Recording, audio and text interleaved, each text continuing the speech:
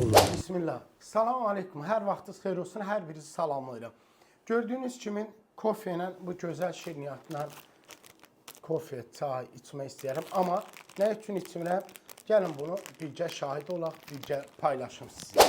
Məhsulun üzərində olduqlarını qeyd etdim ki, nələr vardır. Burada qeyd etmişəm Y422 yüksək qan şəkərinə səbəb olur və Y471, 475, 322, 412 ulduzlar qoymuşam. Bunlar riskli qidalar sinifinə aiddir ki, bizim sağlığımız üçün çox zərərlidir. Məlumat üçün bildirim. Bax, burada çox sual işarəsi var hər kəsdə. Bir ulduz qoyduğum zaman bura istənilən məhsul, məsələn 422 bir ulduz var. Bu bir ulduz qoyduğum zaman yəni risk payı var və şübhəlidir.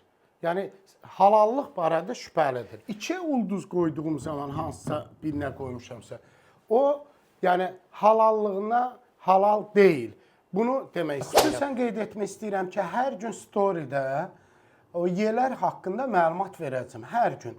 Hər gün 1-2 dənə yelər haqqında. Məsələn, Y422, Y322 və ya 110, 127 fərqi yoxdur. Onun üçün də videonun sonunda görəcəksiniz ki, bu videom çıxdı qarşınıza.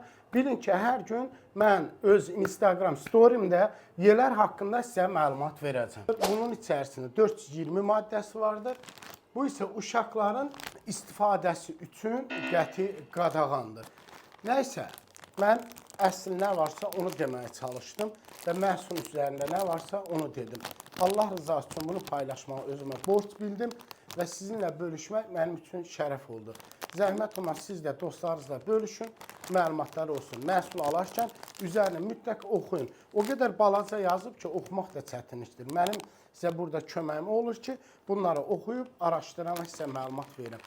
İndi isə sağlığınıza diqqət edin. Özünüzdən müğayət olun.